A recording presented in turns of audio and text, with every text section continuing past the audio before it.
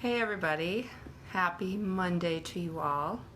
I hope your day is going well. If you're getting done with work, I hope it was a great day. If you're just going off to work, I hope you have a wonderful evening. If you are just relaxing today, good for you. That's what I was doing. Greg is off and about doing other things today, so I'm home by myself. Took advantage of a quiet house, which doesn't happen in this place very often. Hey Janet, hey Keith, how are you? Trying to get caught up on a few things, and then as I'm going through all the piles, there are piles around here, I'm not going to show you them though. As I'm going through things, I'm finding all these random sheets of paper, and I'm finding all these little books that we journal in. I'm finding all these, ideas. And if Greg were here, he would compile it all into a binder and it'd be well organized, because that's what Greg does. Greg is very organized. He's got like facts and binders and things that are all lined up, and I'm just kind of like, just here they are. I got a good thought. We'll put it down on paper and hopefully it'll come together. But here's one thing I found. I found this piece of paper that said, "My Convo with Hal." And Hallie is our 18-year-old who just graduated from high school. We had 2 graduates, actually, which is a big deal. We have actually 6 kids total, 2 in college, or graduates of college. We have 2 that just graduated, and 2, hey Monty, 2 in high school still. But it's this conversation with Hallie that I wanted to share. And when she graduated, you get all these cards about, good luck to you and all your endeavors, and you have people saying, I wish you the best, and all these positive messages. Well, Hallie sat down with me one night and she said, "Mom, is graduating really like a big deal?" I said, "It is a big deal, because one, we have, this privilege of having education. Not everybody does that. 2, not everybody graduates. Not everybody can finish. Not everybody has the ability. Not everybody, is granted that luxury of education. So yes, we should celebrate it." She said, "Well, then if people think it's such a big deal, why am I getting these messages like," and I'm going to read them to you. "Enjoy your last days of freedom. Your best life was in high school. Life is hard." She was like, "Are these uplifting messages?" And I said, "Well, maybe not the most positive, but there's some truth to some of it." So I started writing down to her in this journal. I started writing down like what I wanted her to know. And we had this little talk, but I started putting it down. So I wanted to share a little bit of it with you. My advice. I titled it, I go, 1, you have lots to look forward to. There's so much opportunity in the world. There's just so much that we have given and granted to us. We just have to reach out and grab it, right? But one thing that I wish I was told back when I was 18 was, take care of yourself. I give you permission to take care of yourself first. I don't think many people are told that. I think we're taught to take care of others, to put others first, which of course, yes, it is important to take care of people. That's what we're here to do. But before you can be of service to others, you have to be good with yourself. Physically, mentally, spiritually, emotionally, and in whatever capacity that is. Some people physically aren't well. They can't, unfortunately move, or they're dealing with cancer or sickness or illness, or some, dealing with mental illness, or spiritually are, trying to seek and find, or emotionally just drained. And, hey, Ari, hi. But whatever capacity you're in, make sure you're feeding yourself well. Make sure you're physically taking care of yourself. Make sure you're mentally giving yourself, the quiet time you need, the time to reflect and be good. when you're spiritually drained, try to find something, whatever that is, that can lift you up and pick you up when other people can't. And you know that analogy, like if you're on an airplane and the stewardess says, or flight attendant says, when the oxygen mask drop, make sure you put it on you first before you put it on someone else.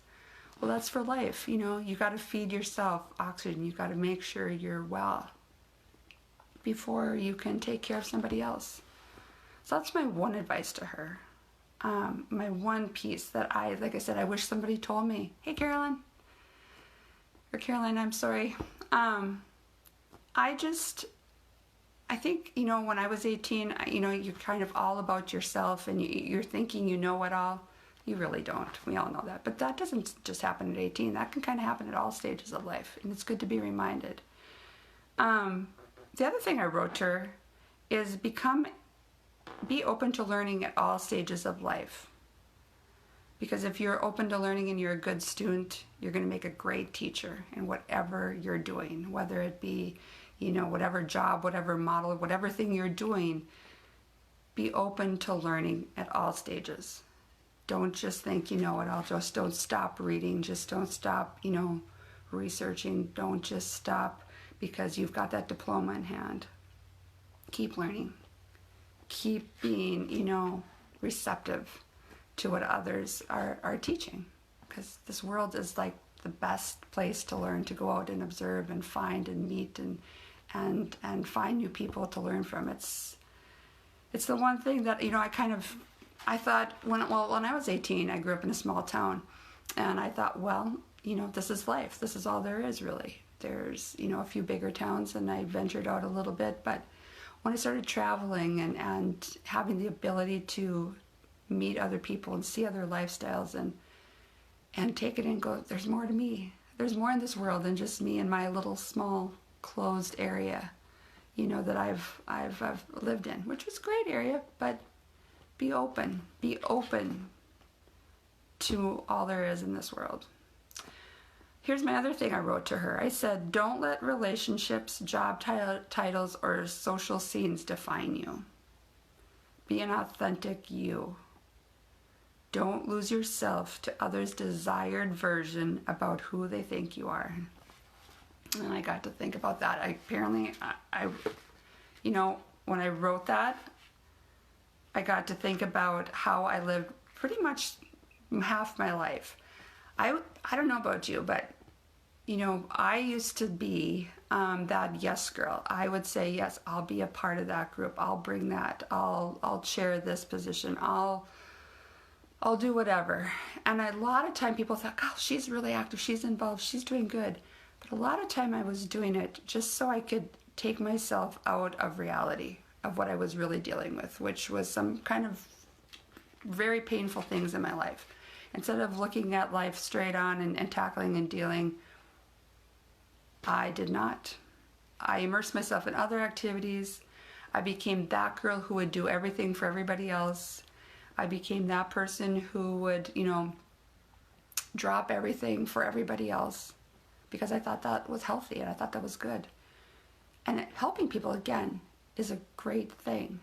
But you got to take care of yourself first. Again, it goes back to that mental and emotional place where you have to make sure you're dealing with what's hard in life.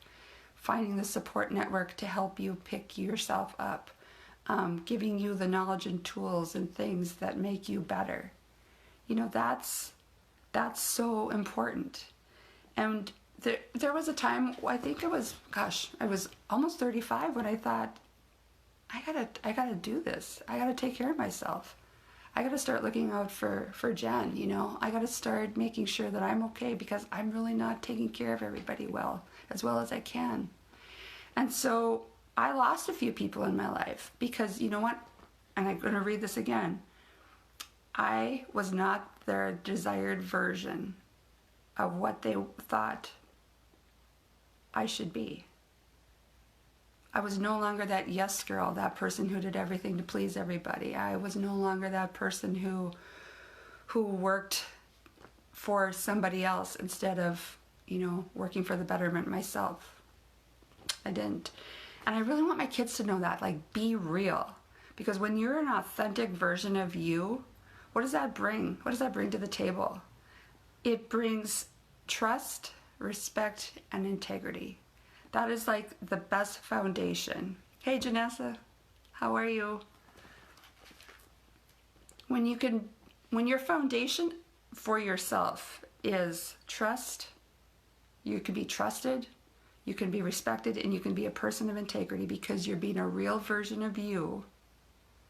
People are gonna connect with that. They're gonna know that they can believe everything you say is the real deal. They're gonna know that they can put their trust in you and become, learn from you and become better together. When I was a teacher,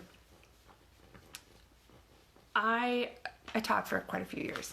When I was a teacher, I didn't come in with a know-it-all attitude. I didn't come in with, I'm the teacher, you're the students, therefore, here it is. Hi, Miko. Hi. I came in with the attitude that I'm going to learn from my students because they have a lot to share with me. I'm going to be the best I can be for them. And we're going to learn in this classroom together. And when I did that, man, I learned so much about myself. One little girl who had Down syndrome, I'm going to share the story with you. She couldn't talk, she couldn't walk, but she was a capable, determined, just beautiful child. And I remember the one day she and my 5-year-old classroom that I was teaching, she said the word baby. And my classroom erupted in cheers. And I saw all these little 5-year-olds cheering because she said her first word. She said baby. And I could just cry thinking about it. The kids were patting her on the back. She taught me in that one moment what I couldn't learn in a textbook. She taught me that because we worked together as a team, because we provided this, place of opportunity, this safe place where people could be themselves, no matter what their capacity they were in, that we could learn from each other and grow. And she taught me by saying the word baby that anything is possible. Here's this little girl who people are saying she won't be able to do anything. What is she going to do, Jen? Well, guess what? She taught us that anything is possible. And those little kids cheered. We cheered. We had a party. We celebrated. Then I got the privilege of telling her mom what she said when her mom came to pick her up. And her mom said, I knew the minute I was in your classroom, I knew when I was in your classroom that, hey, Teresa, good to see you, that this would be a place where she could learn and be herself. Because I trust you. I trust you with my child. Because I believe you're going to be honest with her, truthful, you're going to push her to do her best. You're going to give her the tools she needs. And I'm like, wow, I didn't believe in myself enough until this little girl said the word baby and taught me this valuable lesson. And from there, my gosh, I can tell you that teaching was never the same. It was a whole different way of my thinking. It wasn't about what I learned in that textbook. I mean, that's good stuff. It broadened my knowledge on different things, but it was living and being in that experience and learning from somebody else and being open. And that little girl was a real version of herself. She was just, a little thing that was trying hard. And man, what an awesome teacher. Oh, I got a little off topic there. But gosh, I'm just going in here and I'm going like, all these things I wish I was told when I was 18. Here's another thing I wanted to tell Hallie. Don't let the news and social media, because social media can be good, but all those things that we hear that are negative, don't let that squash your dreams, man. There's so much good and so much opportunity out there in the world. Go after and remember to step outside your comfort zone. Remember that failure, like, no one taught me that failure is okay. But failure has been the steps to my success in life. I want people to know that it's okay just to try, to step outside, to hang on to that dream and don't let that go. You know, believe in yourself. And if you can't, try to find somebody that will believe in you and lift you up. I just, I've been on a different path lately. When Greg and I decided to do something different with our lives, to be authentic versions of ourselves, not to be what everybody wanted us to be. It meant taking risks. It meant, doing something that maybe family was going, what?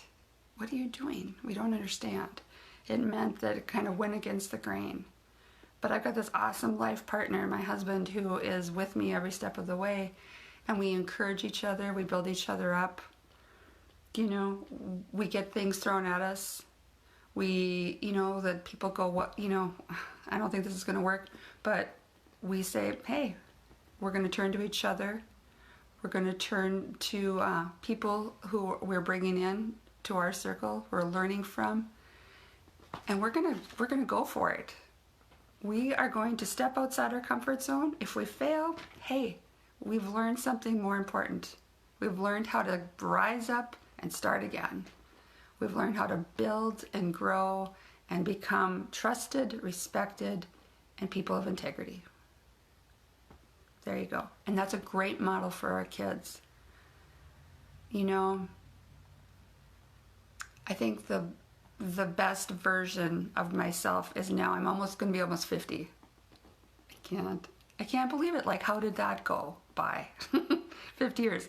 And I want what I've learned now. I'm hoping that the kids can learn it a little bit sooner in life. Hey, Cindy, thanks for joining. I just want the kids to learn a little bit sooner so they can take it all on. But at the same time, they got to find their own path. They've got to learn and they've got to go through the ups and downs and the trials and things. But I just want them to understand that there's this great place, and it's this world of opportunity. And, people go, well, you can't change the world. You can't change the whole world, but you can make a difference. You can make a difference. But here's what I want you to know. You can't change the whole world, but you can support the positives in someone and guide them into a positive place to become their best. That's what I wrote in my journal. I'm just like, I should have listened to myself for a few times here. I should have gone back to this. You can't change the whole world, but you can support the positive someone and help guide them to a positive place to become their best. Hey, Jen. So a little recap for Hallie and all my kids. I give you permission to just take care of yourself first, physically, mentally, spiritually, emotionally, in whatever capacity you're in. I want you to be open open to learning at all stages of life so you can become a great teacher for others. Don't let relationships, job titles, social scenes define you. Be authentic you. Don't lose yourself to others' desired version about what they want you to be. Be real.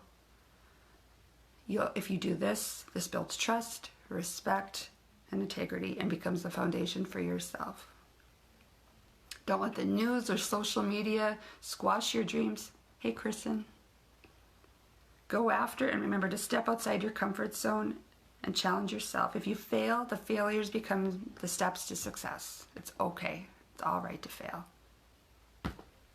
Hopefully you have someone who can pick you up. Don't take on too much. Start small. And look to help in your own backyard.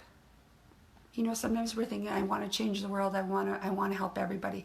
But look inside your own backyard. Start there. It could be right in your four walls of your house. Somebody needing help. Your neighbor. The person down the road. An organization. But start small.